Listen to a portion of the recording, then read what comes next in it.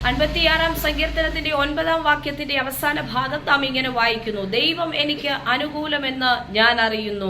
അതേ പ്രിയരെ, പ്രതികൂലങ്ങളുടെ നടുവിൽ, പ്രതിസന്ധികൾക്ക് നടുവിൽ പൗലോസും ശീലാസും കാരാഗ്രഹത്തിന്റെ ഉള്ളറകളിൽ തങ്ങൾ പാടി ദൈവത്തെ മഹത്വപ്പെടുത്തുകയാണ്.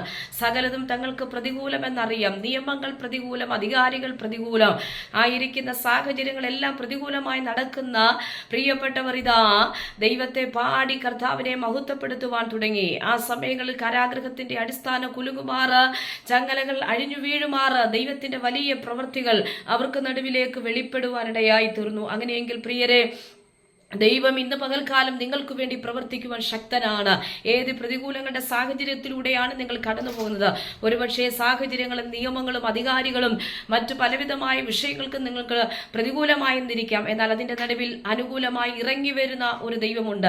സകല പ്രതികൂലങ്ങളുടെയും നടുവിൽ ദൈവം ഞങ്ങൾക്ക് അനുകൂലമെന്ന് അറിഞ്ഞവർ, കണ്ടവർ ഇതാ കർത്താവിനെ ആരാധിക്കാൻ തുടങ്ങിയപ്പോൾ അതിന്റെ നടുവിൽ ദൈവപ്രവൃത്തി വെളിപ്പെട്ടുവെങ്കിൽ എന്നേക്കുമായി സ്വതന്ത്രമാകത്തക്ക നിലകളിൽ കാരാഗ്രഹ പ്രമാണി പോലും കർത്താവിനെ കൈക്കൊള്ളുമാറ് ഒരു ദൈവപ്രവൃത്തി അവർക്ക് നടുവിൽ വെളിപ്പെട്ടുവെങ്കിൽ ഇതാ നിങ്ങൾക്ക് വേണ്ടി ഇന്ന് പകൽക്കാലം കർത്താവ് ചിലത് ചെയ്യും. വിശ്വസിക്കുക. പ്രതികൂലങ്ങളുടെ നടുവിൽ വിശ്വാസത്തോടെ ദൈവം എനിക്ക് അനുകൂലമെന്ന് അറിഞ്ഞുകൊണ്ട് അതേ കർത്താവിനെ സ്തുതിക്കാൻ തയ്യാറാകുക, പ്രാർത്ഥിക്കാൻ തയ്യാറാകുക.